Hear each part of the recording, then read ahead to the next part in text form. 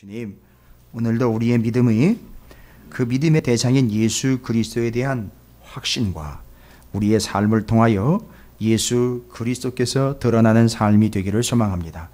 예수님이 드러나는 삶이 우리의 본질이고 우리의 믿음이 되는 것을 깨닫고 오늘 오전에 말씀 주신 바와 같이 주님과 우리가 함께하는 영혼, 또 주님과 내가 동행할 뿐만 아니라 주님을 향한 전심전력과 주님이 우리의 삶의 중심과 핵심이고 우리가 그 주님의 뒤를 따르는 자들이라는 은혜의 삶을 사는 하나님의 선택된 믿음의 사람들이 되게 해 주시옵소서.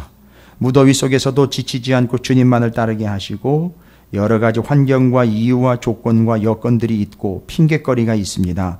그러나 주님은 핑계거리가 아니라 주님은 존재의 이유인 줄로 믿습니다. 오직 주님만을 붙잡고 주님만을 의뢰하며 주님만을 신뢰하는 믿음 있는 자들이 되기를 소망하오니 주여 우리에게 믿음을 선물로 주시옵고 우리가 그 믿음의 대상인 예수 그리스도를 깊이 또 끝까지 바라보는 신실한 하나님의 백성들 되게 해 주시옵소서.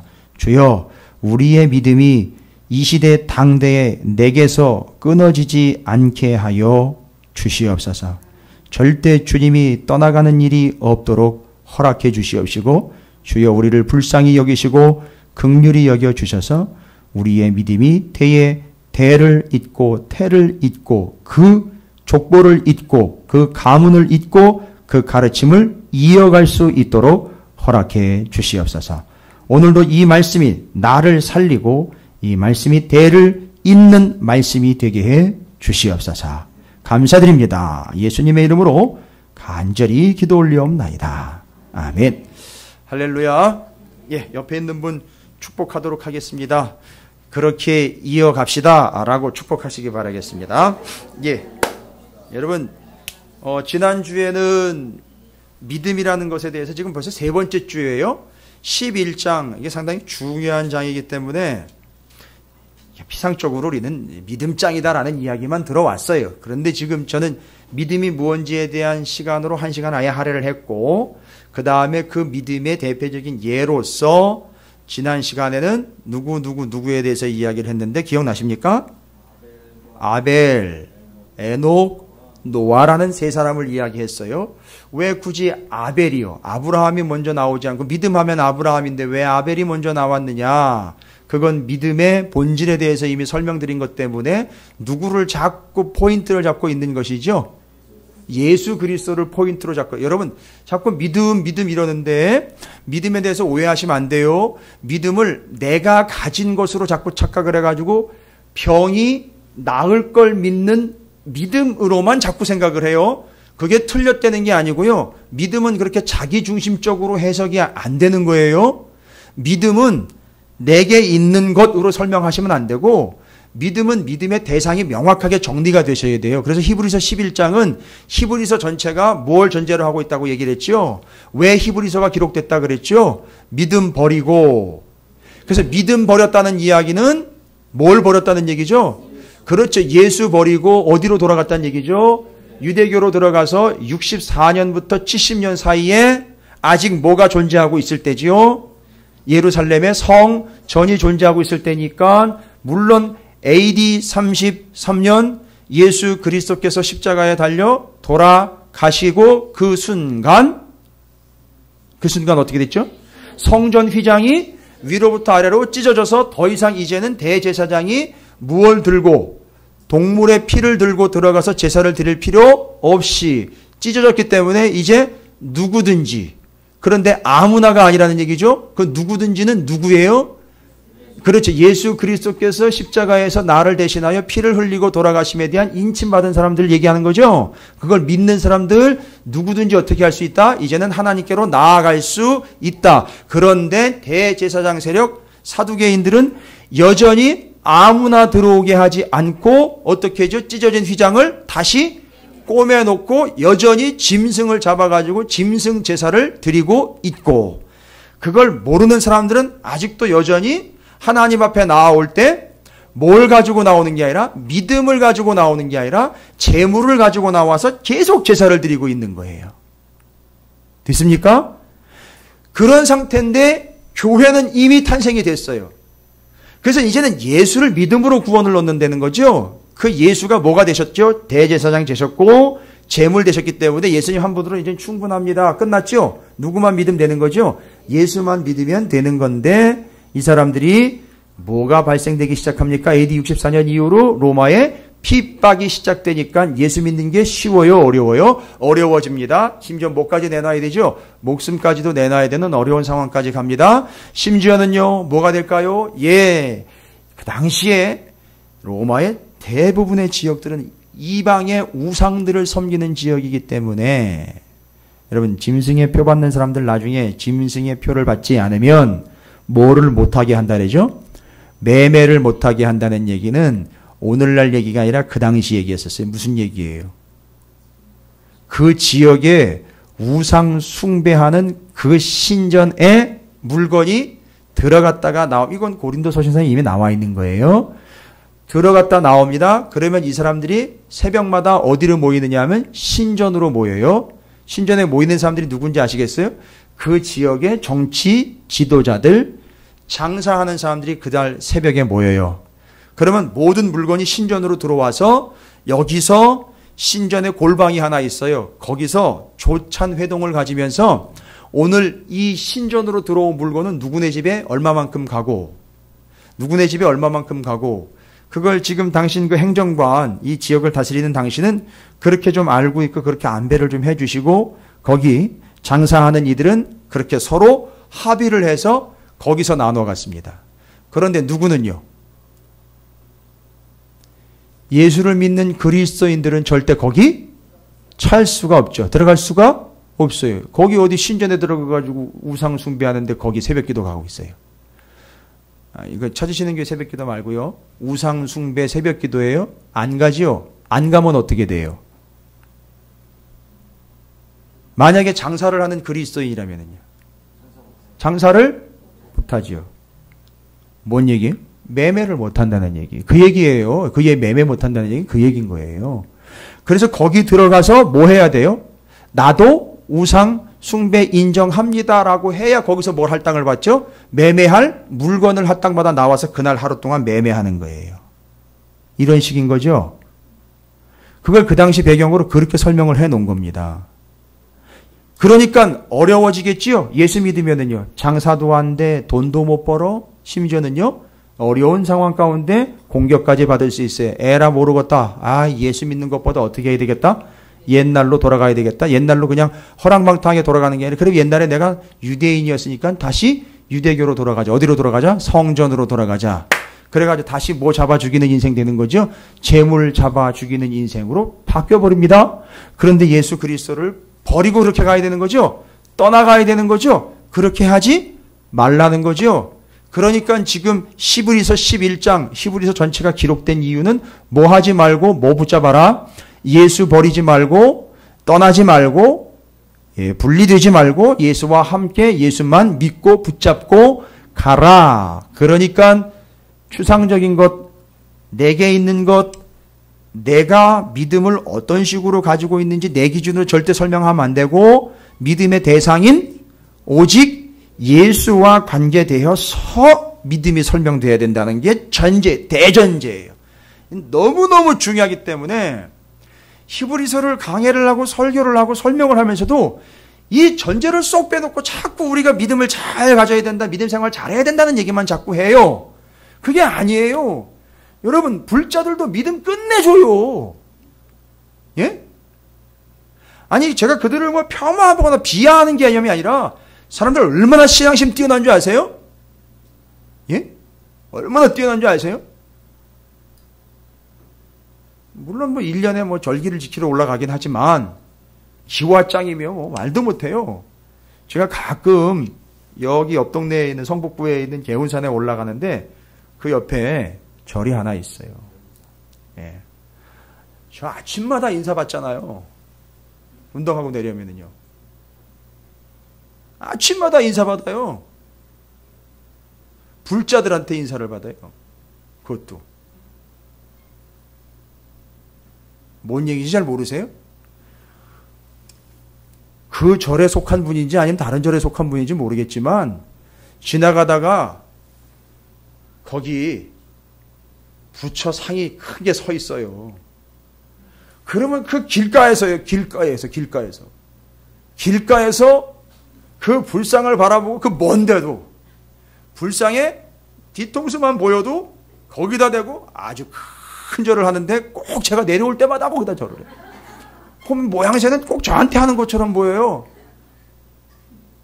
그러면 제가 속으로 그러죠. 아, 예, 알겠습니다. 뭐 이렇게 그냥 치고 마는데 여러분 믿음 끝내줘요.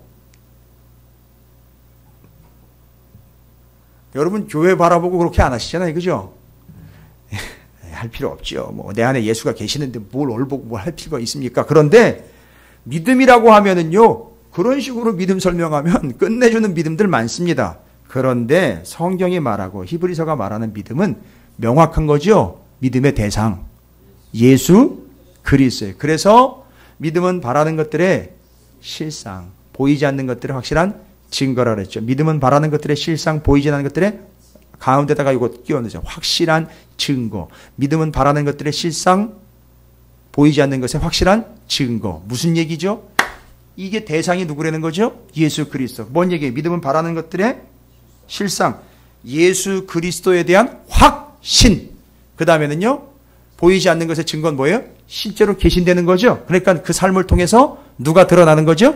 예수 그리스도께서 드러나는 거. 아, 그러니까 믿음의 정의는 이겁니다. 믿음의 대상은 분명하죠. 예수 그리스도. 예수에 대한 확신. 예수가 드러나는 것. 이게 믿음의 두 가지. 바라는 것들의 실상, 확실한 증거라는 두 개를 제가 설명드린 거예요. 예수 그리스도에 대한 확신.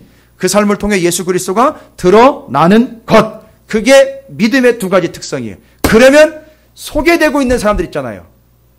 소개되고 있는 사람들. 그죠? 소개되고 있었던 사람들 바로 아벨, 에녹, 노아. 그렇죠? 그 다음에는요. 오늘 이야기하는 사람 누구죠? 아브라함, 이삭. 아, 이 사람들을 보면 반드시 누가 보여야 되는 거죠? 예수 그리스도가 보여야 돼요. 그리고 누가 드러나야 되는 거죠? 예수 그리스도가 드러나야 돼요. 그러면 답은 다 나오는 거예요. 그들도 누구를 드러내며 살았다는 거죠? 예수를 드러내며 살았다는 거예요. 그러니까 우리도 예수를 드러내며 살아야 되는데 오히려 너희는 뭐 하려고 한다? 예수를 버리고 가려고 하는구나. 떠나려고 하는구나. 와우. 그래서 여러분 믿음의 대상 예수 그리스도에 대한 확신과 그 예수 그리스도를 드러내는 삶으로 오늘 오전 말씀이랑 연결해서 말씀을 드리면 그 누가복음 11장에 우리 안에 예수가 떠나지 않고 계신다면이라는 얘기죠. 그렇죠. 그러면요. 만약에 우리 안에 예수님이 떠나지 않고 계신다면 그 삶은요. 어떤 삶인 거죠? 첫 번째. 예수 그리스도에 대하여 전심전력하는 것이죠. 두 번째는요. 예, 함께 한다라는 말의 핵심적인 그 안에 들어있는 아주 중요한 그 본질로 들어가 있는 그 가운데 중앙 한가운데 한 복판에 누가 있다는 거죠? 예수. 그 다음에 예수님이 움직이면 어떻게 한다는 거죠? 그걸 바짝 따라간다는 거죠. 그러니까 그걸 보면 잘 보세요. 그걸 보면 그 사람이 보이는 게 아니라 그렇게 하는 사람을 통해 누가 드러나는 거죠? 그러니까 이게 다 연결이 되는 거예요, 지금. 오늘 오후 예배 때 이 말씀이 믿음이 대상이 예수고 예수 확신, 예수에 대한 드러남. 이게 오전 말씀에도 예수 떠나지 않고 우리 안에 있다면 예수가 어떻게 하게 돼 있다는 거죠? 드러나게 돼 있는 거예요. 보이게 돼 있는 거죠. 예수가 어디에 있어요? 우리 중심에 계신 거 아니에요. 그리고 우리 예수 그리스도를 어떻게 따라가는 겁니까? 전심전력하여 중심으로 모시고 뒤를 바싹 쫓아가는 겁니다. 여러분, 그게 믿음인 거예요. 됐습니까? 예, 그래서 떠나지 않았다라는 증거가 바로 드러나 는 거지요. 전심전력하시라는 얘기가 그건 거고요. 예수가 중심이고 가운데고 한 복판이고 예수를 따라가고 있다라는 모습. 오늘 히브리서에서는 믿음의 대상인 예수 그리스도를 통해서 드러난다라는 겁니다. 됐습니까? 이게 이제 떠나지 않기를 바라는다라는 걸로 뭐 하지 말라. 히브리어로 야차해서는 안 되는 거잖아요. 그렇죠? 야차. 끊어지면 안 되는 거죠? 절단나면 안 되는 거 하지 않습니까? 우상숭배가 결국 주님을 떠나게 만드는 거죠. 아주 잘 잘 데코레이션 된다 그랬죠? 예수님 떠나는 순간 그때부터는 아주 훌륭한 인테리어가 감행이 되죠. 뭘로요? 우상으로 가득 인테리어가 되는 거예요. 그래서 흘러나가는 거예요. 빠져나가는 거예요. 그 인생이 그렇게 되고 기우는 인생 되는 것이죠. 그리고 끊긴다는 거죠. 대가 끊긴다. 여러분 그림을 한 2장 좀 보도록 하겠습니다. 여러분 우리 교회 비전이고. 자, 여러분 보시면 아시겠지만 이게 지금 오전 그 11시 예배를 요약한 말씀이 에스겔서 10장 1절부터 22절 여호와의 영광이 성전을 떠나다. 여기 지금 보시면 여기 보세요. 떠난다. 야차라는 단어를 이렇게 쭉 1번, 2번, 3번으로 이야기했고 자, 여기는요. 뒤로 해결책에 대한 설명들이에요. 정리를 딱 정확하게 했죠. 예. 아직이요. 요거는 현재 모세 어르신께서 부름받으실 그 연세를 향해 가고 계시는 한 선생님 출신의 한 할머니 권사님의 노트입니다. 네. 여기 지금 강하다 이스큐스라는 이 단어까지 다 지금 정리가 됐고요. 여기 지금 이 내용들을 정리한 내용들이 여기 다 지금 메타라는 바로 한복판 한가운데라는 단어, 전심전력이라는 거예요. 아주 정확하게 잘 적어놓으셨습니다. 자, 그 다음 그림 좀 보십시오. 이거는요, 현재 고2짜리입니다. 현재 고2짜리 그 집이 청소되고 수리되었거늘이라는 제목과 함께 에스겔 10장 1절부터 22절. 앞에 보여드린 거는 한 선생님 출신의 할머니 권사님이에요. 이건 지금 한창 공부하고 있을 그 선생님에게 예전에 공부했을 그 학생들. 근데 그 학생이 고2짜리인데 지금 이걸 정리를 합니다. 떠난다, 야차, 지속적으로 빠져나간다, 해가 저물다, 어두워지다, 끊어지다, 낙태된다. 다 적어놨고 그 다음에 누가복음을 통해서 더 강한 자가 와서 그를 굴복시킬 때 자, 솔루션까지 나왔어요. 예, 솔루션 1, 솔루션 2, 주님이 더 강해져야 된다. 솔루션 2는 주님과 함께 있다. 주님이 중심되는 삶, 주님의 움직임을 쫓아가는 삶, 메타라고 이스큐스 똑같이요. 할머니 권사님이든 고등학교 2학년짜리든 똑같이 듣고 제가 왜 이걸 두 개를 보여드리냐면 우리 교회는 끊어지지 않았다는 걸 보여드리려고 그러는 거예요. 우리 교회는요. 여러분의 삶에서 여러분의 가정에서도 이게 끊어지지 않기를 주님의 이름으로 축복합니다. 야차하지 않았다는 거죠. 그 연세 드신 할머님 권사님이요. 선생님의 입장에서 마치 가르치듯 이것을 직접 하신 건 아니지만 마치 그것이 그 후손들에게 가르침으로 대물림 되는 것처럼 고2짜리가 그렇게 가르침이나 받은 것처럼 똑같이 이어가고 있다는 게 우리 교회의 비전입니다. 여러분 잊지 마시기 바랍니다. 끊어지지 않는 것, 야차하지 않는 교회, 하나님이 떠나가시지 않도록 이것들을 끝까지 붙잡고 있는 우리 교회일 뿐만 아니라 여러분의 가정 되시기를 주님의 이름으로 축원을 드립니다. 여기서 끊어지면 안 된다 그랬죠? 믿음의 대가 여기서 끊어지면 안 된다 그랬어요. 여러분, 우리 교회에서 우리 후손들에게 끊어지지 않도록 여러분 잘 가르쳐 주셔야 돼요. 이게 1차적인 책임입니다. 그 다음에 여러분 가정에서 자녀와 자녀 손들에게 이거 하셔야 돼요. 제가 나눠드린 교재 있죠? 팜플렛 있죠? 제가 통독원에서 파송된 선전꾼 아니에요. 이게 지금 통독원에서 진행하고 있는 내용인데 여러분과 함께 이제 시간 갖고 뭐 하려고 하느냐면 이거 끊어지지 않도록 하기 위해서 성경 전체를 100개의 강의로 준비해가지고 스트레이트로 여러분에게 이어져 전체를 이해하실 수 있도록 제가 이제 시간을 마련하려고 합니다. 일명 통성학교 어드밴스드 과정이라고 그래요. 어드밴스드 과정은 심화 과정이라고 합니다. 진보 과정, 확장 과정이라고도 이야기를 해요. 예, 제가 할 수 있어요. 여러분이 6쪽에 보시면 6쪽, 7쪽에 성경 전체를 100개의 강의로 정리를 해가지고 순서대로 요약을 해놨어요. 타이틀로요. 여러분이 또 눈치를 채고 보시면은 27강부터 원역사, 족장사, 출애굽, 이배국가, 민족, 출애굽가, 제국, 세계, 선교육금, 제사장 나라, 거룩한 시민학교, 만나세대, 만나학교 졸업 이거 뭐 다 들어본 얘기죠. 이렇게 해서 성경을 순서대로 시간의 순서대로 쫙 정리를 해가지고 전체 100강의를 통해서 여러분에게 끊이지 않도록 맥을 잡아드리려고 지금 계획 중에서 요즘은 너무 더워가지고 이걸 진행을 안 하고 있어요. 조금 이제 찬 공기 돌면 제가 이제 통성교학교 어드밴스드 과정을 할 거예요. 목사님 자격되세요? 자격돼요. 여러분이 이 팜플렛 하나도 그냥 아무나 받아보는 게 아니에요. 이게 제가 이번에 이제 월요일부터 목요일까지 통독원에서 성경 전체를 그 역사 순서대로 쭉 읽고 48시간 안에 통독하는 그 프로그램이 있었어요. 제가 거기 참석하고 그분들을 강사로 섬기고 왔어요. 그러니까 순서대로요. 바로 그 순서가 여기 나와 있는 순서예요. 이 교재에 나와 있는, 이 팜플렛에 나와 있는 그 순서대로 성경 전체를 쭉 스토리 라인으로 읽고 설명을 드리는 그런 시간이었었어요.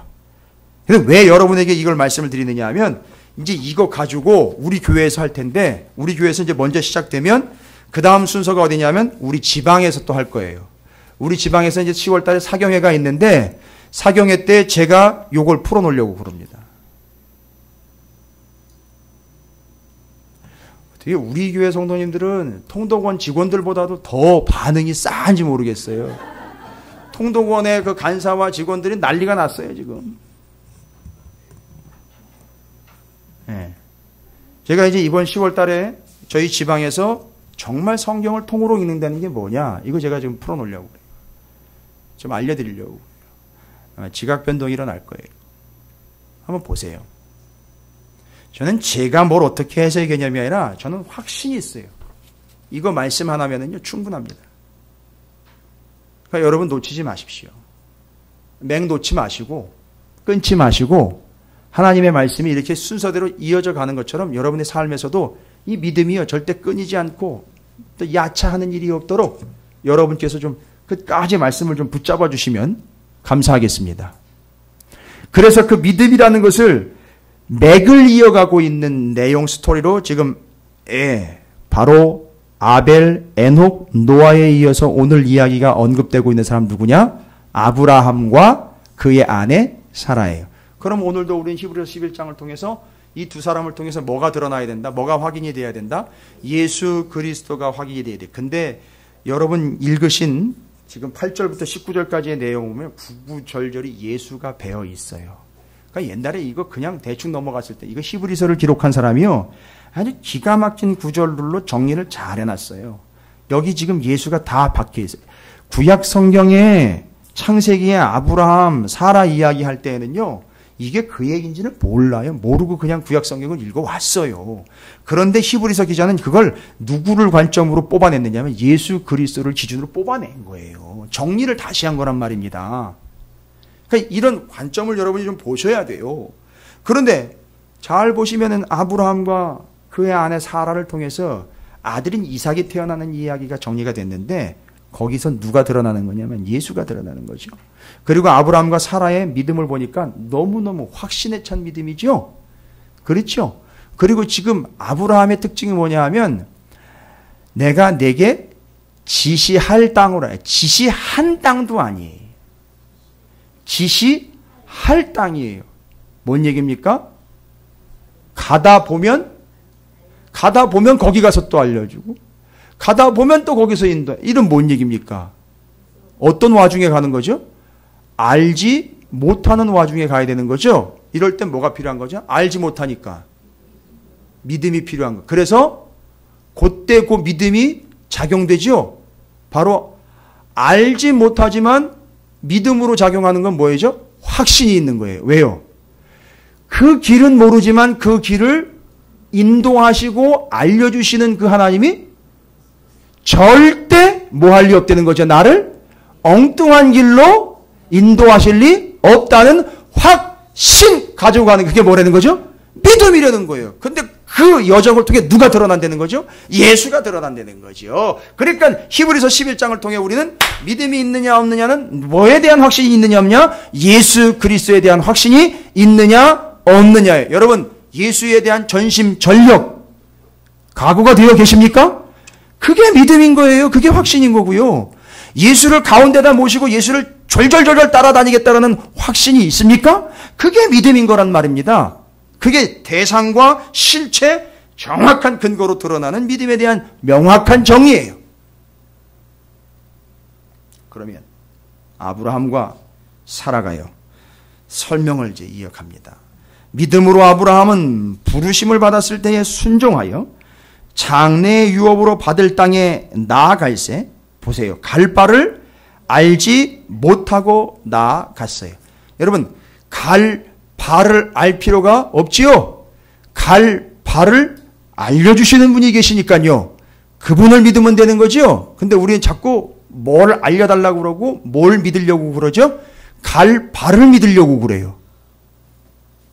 이게 제일 많이 작용하는 데가 어디냐면 증권시장이잖아요.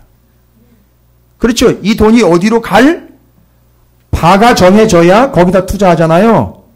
그렇죠. 여러분, 그건 믿음 아니에요. 그러나 여기는요, 갈 바를 알지 못하지만 무엇 때문에 가는 거죠? 에라 모르겠다 가는 게 아니라 그걸 알려주시는 그 분을 믿기 때문에 가는 거예요.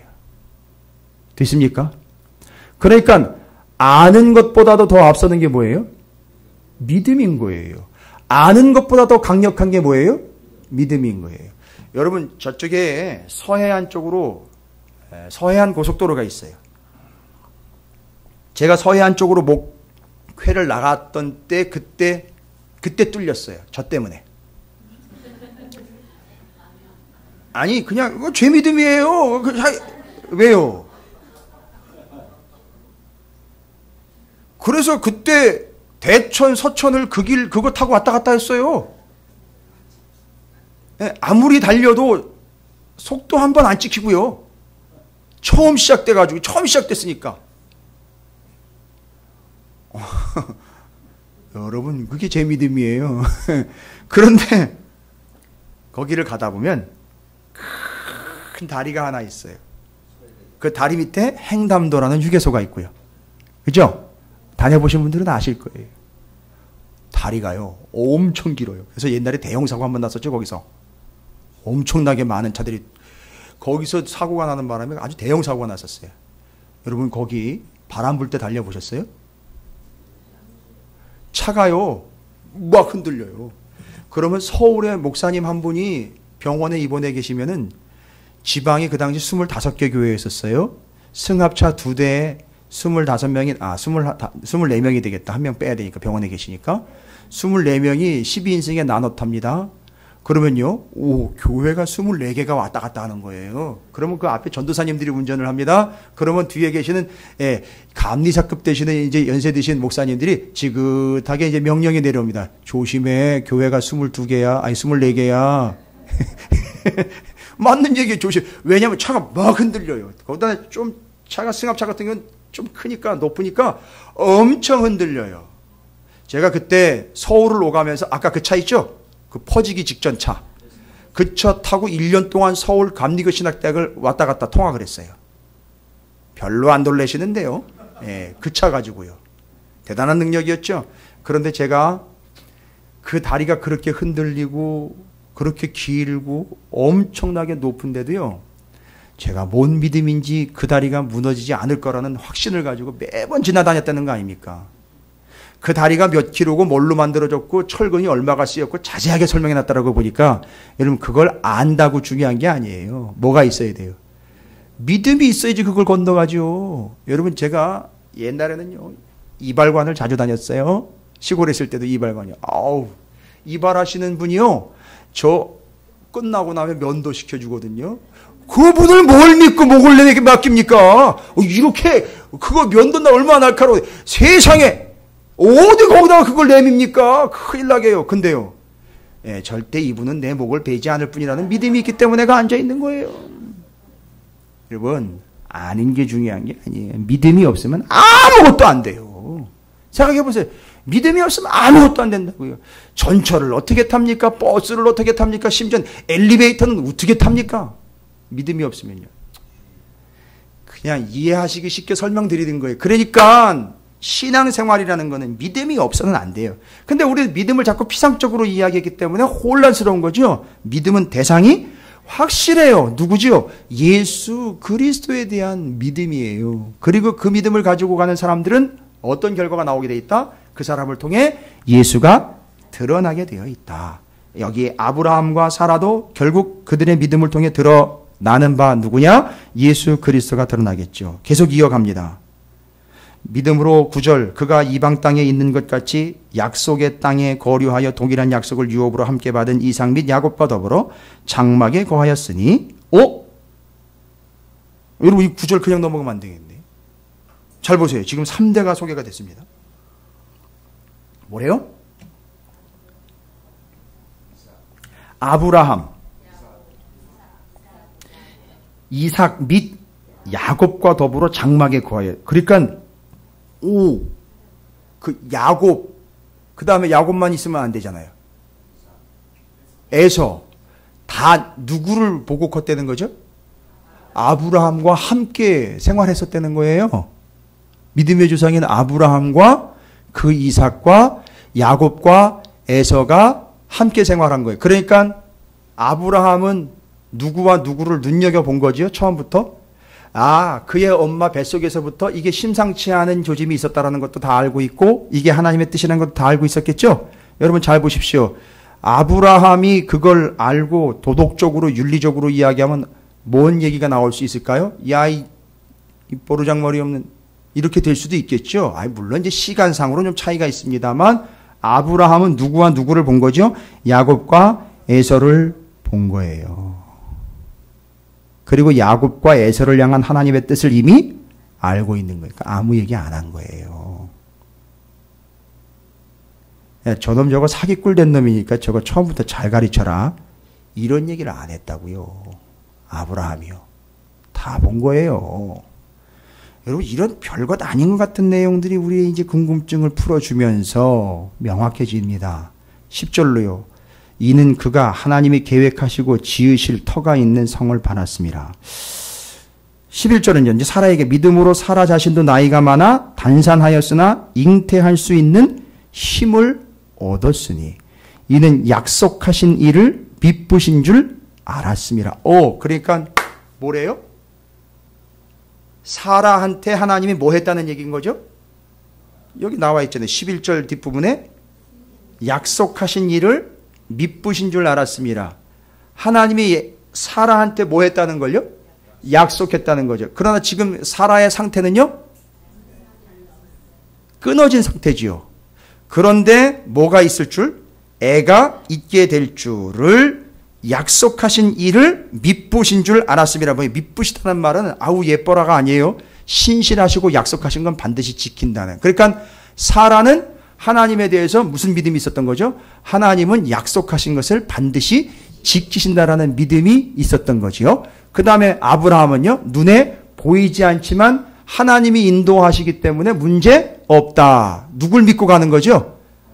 길을 믿고 가는 게 아니라 하나님, 그 약속하신 분을 믿고 가는 거죠. 둘 다. 아브라함과 사라가 다 믿음의 대상이 누구예요? 하나님에 대한 믿음의 대상이 정확하게 정리됐죠? 어떤 다른 존재에 대한 대상이 아닙니다. 믿음, 하나님에 대한 믿음. 자, 12절. 이러므로 죽은 자와 같은 한 사람으로 말미암아 하늘의 허다한 별과 또 해변의 무수한 모래와 같이 많은 후손이 생육하였느냐. 이 집안 이야기네요. 그렇지요. 뒤로 더 넘어갑니다. 이 사람들은 다 믿음을 따라 죽었으며 약속을 받지 못하였으되 그것들을 멀리서 보고 환영하며 또 땅에서는 잘 보십시오. 땅에서 뭘로 살았대요? 외국인과 나그네. 여러분 외국인과 나그네면은요 뭐를 전제로 하는 거죠? 외국인과 나그네.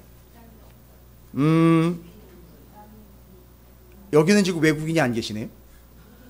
그죠? 만약에 여기 외국인이 계신다면 여러분 뭐부터 물어볼까요? 어느 나라에서 왔어요? 괜히 또 이상한 대사 치면 안 되죠. 어느 별에서 오셨습니까? 뭐 이런 얘기 하면 안 되는 거죠.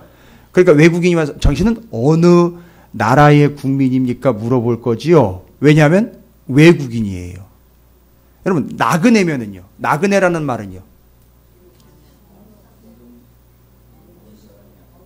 어디를 떠나온 사람이죠? 고향을 떠나온 사람이죠. 그럼 뭐라고 물어보실 거예요, 여러분? 고향이? 그러니까 우리나라 사람들끼리는 고향이 어디예요?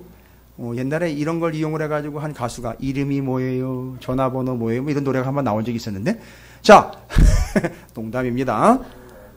잠 깨시라고. 자, 나라가 다르면 당신은 어느 나라 국민입니까? 고향이 다르면 당신 고향은 어디입니까? 그런데 아브라함과 사라가 뭘로 살았대요? 외국인과 나그네로 살았대요. 그러니까 원래 속한 나라와 원래 본향이 따로 있다는 거지요. 지금 살고 있는데, 여기서 살고 있는데 자기의 본국과 본향이 따로 있다는 거예요. 여러분, 그 본국과 본향이 어디라는 얘기예요? 하나님 나라라는 거예요. 잘 보세요. 이 땅에서 살아가고 있는데 이 사람들은 이 땅에서 뭘로 살아요? 외국인과 나그네로 살았어요. 아니, 참 비참할 것 같은데 잘 보십시오. 외국인과 나그네를 살아가다 보니까 이 사람의 본향과 본국이 어디인지가 드러났어요. 여러분, 베드로서신서에 보면 우리를 나그네라고 표현을 했어요. 택함 받은 나그네다라고 소개를 하고 있어요. 여러분, 비참합니까? 나그네와 고향을 떠나온 객지를 떠도는 영혼으로 사는 것 같은 게 비참해요? 우리는 무슨 생각을 가지고 자꾸 살아가면 여기서 죽어라 하고 나는 여기서 안 떠날래요 라고, 여기가 내 고향이고 여기가 내 본향 될래요 라고 아주 악착같이 이 세상에서 안 떠나려고 세상 거를 잔뜩 부여잡고 세상 걸로 잔뜩 데코레이션 해가지고 세상에서 안 떠나려고 그래요. 마치 여기서 내가 주인 행세하고 여기가 본향이고 여기가 고향인 것처럼 살아가려고 합니다. 그런데 절대 우리는 그런 신분이 아니에요. 여기는 어디예요? 여기는 외국이고 여기는 타향이에요. 그러니까 여기서 나그네와 객으로 살아가고 있다는 이야기, 외국인으로 살아가고 있다는 이야기는 내게 본향과 본국이 있다라는 걸 증명하는 삶이에요. 여러분, 이 삶이 무슨 삶이라 그랬죠? 제가 지난번에 설명드렸는데요. 보이지 않는 하나님의 나라가 이 사람들의 삶을 통해서 어떻게 했어요? 있다고 드러났잖아요. 실체가 드러났죠? 왜요? 그 사람들이 사는 걸 보니까 뭐래요? 오, 진짜 하나님 나라가 있는 모양인데. 왜요? 그 사람이 어떻게 살아가요? 여기서 영원히 평생 주저앉으려고 하진 않고 나는 이제 본향 갈 거예요. 하나님 나라로 언젠간 갈 겁니다라고 삶을 살고 있다는 거죠. 이게 무슨 삶이었죠? 이 땅의 것은 어떻게 된다 그랬죠? 이 땅의 것은? 그렇지요. 헛되고 헛되다. 쓸모없다. 필요없다가 아니라 금방 사라진다. 그런데 그걸 왜 주셨다 그랬습니까? 그렇지요. 영원한 것을 위하여 여기 잠깐 동안 있는 동안과 잠깐 허락받은 것을 영원한 것을 위하여 뭐 하라고요? 투자하라고. 그러면 그걸 보면 사람들이 뭐라고 얘기를 할까요? 와우, 그 나라가 있구나 라고 드러나죠. 여러분, 이게 증거가 된 거잖아요. 됐죠? 그래서 그 사람의 믿음을 통해서 드러난 거예요. 눈에 보이지 않는 하나님의 나라와 영생이라는 게 있구나 라고 드러난 거예요. 그걸 누가 그렇게 살았다는 거죠? 아브라함과 사라가요. 그래서 사라라는 이름이 참 그래서 재미있는 이야기예요. 나그네로 살아. 외국인으로 살아. 영원한 하나님의 나라와 영생이 있다는 것을 드러내며 살아. 이야, 이게 이 사람들의 삶의 특징이었었어요. 그렇죠? 그러니까 지금 믿음의 두 가지 요소 중에 믿음의 대상 예수 그리스도를 뭐 한다? 두 번째? 드러내는 삶이 믿음이라 그랬잖아요. 알고 봤더니 아브라함과 사라가 나그네와 외국인으로 살아가는 모습을 통해서 뭘 드러낸 거죠? 영원한 하나님의 나라와 영생이 있다라는 걸 드러냈어요. 와우, 그러면 제대로 된 믿음이 있다는 얘기네요. 그 다음에 실체인 예수 그리스도가 그들의 삶에서 드러나는 모습들이 뒤로 계속돼요. 읽어보시면 돼요. 14절, 그들이 이같이 말하는 것은 자기들이 본향 찾는 자임을 나타냈다 그랬죠? 자기들이 본향 찾는 자라는 것을 나타냈다는 얘기는 뭐가 나타났다는 얘기예요? 본향이 나타났다는 얘기죠. 본향이 드러났다는 얘기죠. 본향이 어딘지가 드러났죠. 15절 그들이 나온 바 잘 보세요. 이게 표현이 기가 막힌 거예요. 이 히브리서의 기자가 그들이 어떻게 됐대요?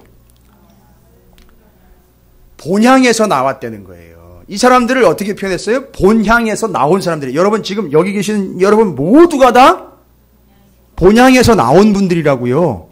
본청에서 나온 분이 아니고 본향에서 나온 분 나그네 외국인들이란 말이에요. 그러니까 반드시 우리는 어떻게 하게 돼 있어요? 우리 운명은 본향으로 돌아가게 돼 있다고요. 그러면 우리의 삶은 믿음을 가지고 그 본향이 있다는 것을 드러내야 돼요. 됐습니까? 그게 믿음인 거예요. 16절 그들이 이제는 더 나은 본향을 사모하니. 잘 보세요. 이제 다 풀렸지요. 본향을 사모하고 막 드러내면서 사는 것. 곧 잘 보세요. 곧 그게 뭐래요? 설명하잖아요. 하늘에 있는 것이라. 야, 이 땅에 유한한 인생을 살아가면서 뭘 소개해야 합니까? 하늘에 있는 것들을 소개하면서 살아가고 있는 거예요. 드러내면서요. 이 히브리서가요, 쉬운 거는 아니에요. 이 유대인들과 유대인들의 성경을 다시 풀어가지고선 기독교 기독론에 의해서 설명을 하고 있기 때문에 쉽지 않아요. 이건 만만히 보실 게 아니에요. 정확하게 잘 정리하시면 아주 유익하고 아주 통쾌하지만 이거 두리뭉실 정리한 상태로 넘어가면 끝납니다. 막 자기 멋대로 막 해석해버려요. 자, 16절 다시 읽습니다. 그들이 이제는 더 나은 본향을 사모하니 곧 하늘에 있는 것이다. 그러므로 하나님이 그들의 하나님이라 일컬음 받으심을 부끄러워하지. 왜요? 본향이 있다라는 게 드러나면 그 본향의 주인인 하나님도 뭐 하게 되는 거죠? 드러나게 되는 거예요. 그때 하나님이 그걸 드러내는 사람들을 뭐 하게 여기지 않는다? 아까 이용자 권사님이 당신 노트 잘 정리 안 했는데 뭘 그런 걸 했냐고 그렇게 해가지고 손사래를 치셨는데 하나님은 우리한테 그렇게는 안 하신다는 거예요. 그걸 드러내는 삶을 사는 사람들을 하나님은 뭐하게 여기지 않는다? 부끄럽게 여기지 않는다. 얼마나 큰 힘이 되는 말씀이에요. 그렇죠? 그럼 뭐 하라는 얘기예요? 하나님 드러내라는 얘기죠. 반대로 뭘 드러내면 부끄러운 게 되는 거예요. 지금 뭐가 대조가 되고 있잖아요. 하늘의 영원한 것 하나님을 드러내는 게 부끄러운 게 아니고 그럼 뭐를 자꾸 드러내는 게 부끄러운 거죠. 그렇죠. 이 땅에 있는 것 금방 사라질 것. 그러니까 뭘 자꾸 자랑을 해요. 아유 오늘 나 이거 했는데 이러면서. 그죠? 뭔 얘기인지 잘 모르세요? 아유 오늘따라 왜 이렇게 골이 아파 뭐 이러면서 그 다음에 그건 얼마짜리야 이러면서 잔뜩 자랑하지요. 그죠? 예. 그냥 단편적인 예를 드리는 거예요. 자랑거리가 바뀌어버리는 거예요. 그렇죠? 뭐를 자랑하며 삽니까? 이제는 하나님 영원한 것을 자랑하면서 살아가요. 여러분 돼지 2마리한테 한쪽 돼지 목에다가 다이아몬드 몇백 캐럿짜리 목걸이를 걸어줘도요. 그 돼지는 절대 다른 돼지한테 자랑하지도 못할 뿐만 아니라 그 곁에 있는 돼지는 절대 그걸 부러워하지 않습니다. 돼지가 절대 부러워하는 건 정말 부러워하는 것은 사료예요. 저놈의 사료에는 영양제도 들어가 있고 저놈의 사료에는 간식거리도 함께 들어가 있네. 싸움막질이 나요. 여러분 요게 우리의 모습일 수 있어요. 그러니까 우리는 자꾸 이 땅의 걸 가지고 자꾸 비교하고 자랑하면서 마치 무엇처럼요? 돼지처럼요. 아무리 귀한 걸 걸어줘도 가치를 몰라요. 그죠? 여러분 밥맛 떨어진다는 얘기 하잖아요. 그죠? 여자친구 둘이 밥을 먹으러 왔는데 한 친구의 목에는 명품이 걸려있네요. 명품을 걸치고 오지 못한 한 여인은 아무리 좋은 음식이 나와도 밥맛 떨어져서 나 배불러 이러면서 숟가락을 놓게 되는 이유는 뭘까요? 가치를 아는 거죠. 우리가 바로 어떤 가치를 최고의 가치로 놓고 살아가고 있느냐? 하나님과 영원한 하나님의 나라와 영원한 것에 가치를 두고 있느냐? 근데 영원한 게 아이러니하게도 영원하고 완벽한 게 정말 이해 안 되게 아이러니하게 뭐에 의해서 드러난다는 거죠? 영원한 가치가 뭐에 의해서 드러나요? 세상에 헛된 것으로 의해서 드러난다는 거예요. 그 헛된 것을 사람들이 뭐 할 때 드러나는 거죠? 영원한 것을 위하여 헛된 것을 투자할 때, 야, 영원한 것이 진짜구나, 있구나라는 게 드러난다는 거예요. 그런데 언제든 절대 안 드러나죠? 헛된 것만 계속 그걸 붙잡고 있을 때 절대 그 사람한테는 영원한 게 드러날 리가 없지. 그래서 그 사람 헛된 것만 계속, 헛된 것만 계속, 헛된 것만 계속, 헛된 것만 꾸역꾸역 채우고 헛된 것만 꾸역꾸역 먹을 때 그래서 헛구역이 나오는 거예요.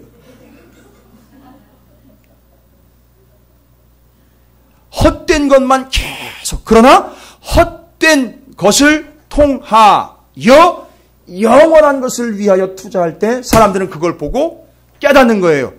야, 저건 헛된 것에 집중할 게 아니라 저걸 통하고 저걸 이용을 해서 영원한 것을 집중해야 되는 것이로구나. 여러분, 그게 전도예요. 그걸 누가 살았다는 거죠? 나그네와 외국인으로 아브라함과 사라가 살아서 뭐가 있다는 걸 보여낸 거죠. 영원한 본향, 영원한 하나님, 그분이 계신다라는 걸 드러내는 삶을 살았고, 그렇게 해준 것을 하나님이 뭐처럼 여기지 않았다? 부끄럽게 여기지 않았다. 여러분, 어떻게 정리가 잘 되고 계셔요? 쉬우시지요? 믿음 두 가지 잊지 마시라 그랬죠? 대상 반드시 예수 그리스도고 하나님이시고 영원한 것 잊지 말라 그랬죠? 그런데 믿음은요, 그것에 대한 첫 번째 확신, 두 번째 그것을 드러냄. 그래서 그게 바라는 것들은 실상, 보이지 않는 것들은 확실한 증거. 그래서 실상 증거는요, 확신, 그 다음에 드러냄. 이걸로 이해하시면 된다는 거죠? 갈수록 이제 정리가 다 깨끗하게 돼버리는 거예요. 여기서 끝이 아니에요. 17절부터 19절까지를 보십시오. 아브라함은 시험을 받을 때에, 여러분, 아브라함이 무슨 시험 받았어요? 그렇죠. 어떻게 하라 그랬죠? 이삭 뭘로 바쳐라? 제물로 바쳐라. 정말 엄청난 시련이었죠. 그 시험 받을 때에 믿음으로 뭐래요? 이삭을 드렸대요. 여러분, 죽었어요? 안 죽었어요? 안 죽었는데 이미 본문에서는 뭐라고 나와 있어요? 그냥 드렸대요. 그러면 하나님은 이삭을 어떻게 한 거죠? 받으신 거예요. 여러분, 그 장면 기억나세요? 이미 아브라함이 선고를 받고 야, 네 아들 바쳐라고 이야기할 때, 통성경 학교 하신 분들은 제가 여러 번 말씀드렸죠? 그 이야기 듣자마자 아브라함이 제일 먼저 행한 일, 밤새도록 행한 일, 칼을 날이 무뎌지도록, 아니 무뎌지도록 아니, 날이 사라져 없어질 정도로 아주 날카롭고 예리하게 갈았죠. 왜요? 고통 없이 한 방에 보내줘야 되니까요.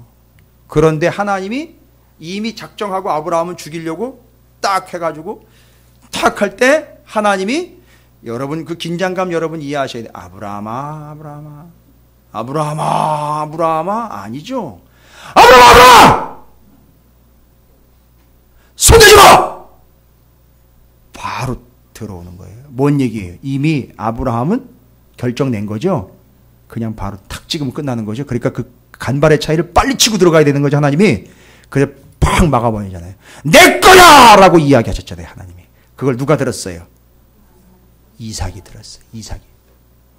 하나님이 나를 하나님 거래. 너무너무 행복한 인생 사는 거예요. 이제부터 행복한 인생 사는 거예요, 이삭이. 그러니까 아무리 뺏기고 아무리 비참해도 이 사람은 절대 자존감이 상하지 않아요. 옆에 봐가지고 누가 뺏어가고 괴롭혀도 절대 넘어지지 않습니다, 이삭이요. 정말 이삭 정말 변동 없는 사람이었어요. 이삭 별로 한 게 없어요. 맨날 뺏겼다는 것밖에 없어요. 그런데도 절대 실망하거나 자존감 상하지 않았어요. 뭘 들었기 때문이죠? 하나님에 의해서 너는 내 거다라는 얘기를 들었기 때문에 평생 자존감 가지고 살아간 거예요. 그러니까 영원한 하나님과의 관계를 가지고 살아갔던 겁니다. 그런데요, 그 이삭을 드렸으니 그는 약속을 받은 자로 돼 그 외아들을 드렸느니라. 왜 굳이 여기서 외아들이라고 얘기를 했을까요? 외아들. 아브라함이 자기 아들을 잡아 죽이는 것은 누구와의 감정 교류, 마음의 소통이었다는 거죠? 하나님에게 단 하나밖에 없던 예수 그리스도를 잡아 죽여야 하는 아비의 마음이 아브라함의 마음이었다. 그러니까 여기서 뭐를 얘기하는 거죠? 예수 그리스도를 정확하게 이야기해주고, 하나님은 아브라함에게 직접 본문에는 그렇게 질문 안 했지만 뭐라고 질문하셨을까? 내 마음 알지? 와우. 내 마음 알겠지? 이 얘기인 거예요. 예수를 잡아 죽이는 하나님의 마음, 아들을 잡아 죽여야 하는 아버지 아브라함의 마음이 쌤. 전문 용어죠.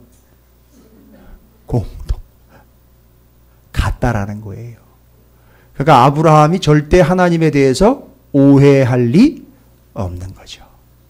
하나님의 마음을 정확하게 이해를 합니다. 그리고 그 아들 이삭은 누구라는 거죠, 정확하게. 예수인 거예요. 예수를 지금 드러내고 있잖아요. 그러니까 히브리서 기록한 이 사람은 거기서 자꾸 누구를 찾아내려고 지금 애쓰고 있는 거죠. 예수를 찾아내려고 하는 거예요. 그런데 이런 예수인데 너희들은 뭐 하려고 한다? 이 예수를 버리고 자꾸 떠나려고 한다. 이게 어떻게 된 일인데 왜 이게 얼마나 소중한 건데 니들이 예수를 버리고 그냥 돌아가려고 그러느냐? 라고 이야기하는 거죠. 18절입니다. 그에게 이미 말씀하시기를 내 자손이라 칭할 자는 이삭으로 말미암으리라 하셨으니, 아니 죽이면 끝인데 어떻게 그 자식은 또 이삭으로 말미암는다는 거예요. 뭔 얘기입니까? 약속하신 거죠, 하나님이. 하이라이트는 19절입니다. 와, 이 히브리서 기록자가 여기까지 다 간파를 하고 정리 끝냅니다. 그가 하나님이 능히 이삭을 죽은 자 가운데에서 다시 살리신 줄로 생각하자. 누가 그렇게 생각했다는 거죠? 아브라함이요. 뭔 얘기입니까? 이게 지금 죽었어요? 안 죽었어요? 안 죽었는데 이미 하나님은 뭐 했대요? 받았다는 거지요. 받았다는 이야기는 모양으로는 안 죽었는데 죽은 거나 마찬가지죠. 아니 모양으로는 안 죽었는데 죽은 거나 마찬가지인 거예요. 뭘 얘기를 하는 거예요 이게. 그리고 심지어는 이삭을요. 어디서 살렸대요? 죽은 자 가운데 살렸대요. 이거 뭐 얘기하는 거예요? 예수 그리스도의 정확하게요. 예수 그리스도의 부활을 얘기하는 아주 핵심 포인트를 정확하게 찔렀어요. 예수의 부활. 그 이삭은 뭐 한 사람인 거예요? 그러니까 부활한 자예요. 그러니까 이삭은 누구의 예표입니까? 예수 그리스도의 예표예요. 그러니까 이 세 명이 전체적으로 등장인물은 많지 않지만 이 세 명이 완벽하게 누구를 드러냈느냐 하면 예수 그리스도를 드러낸 거예요. 그리고 심지어 이삭이 죽은 자 가운데 살아났다는 거예요.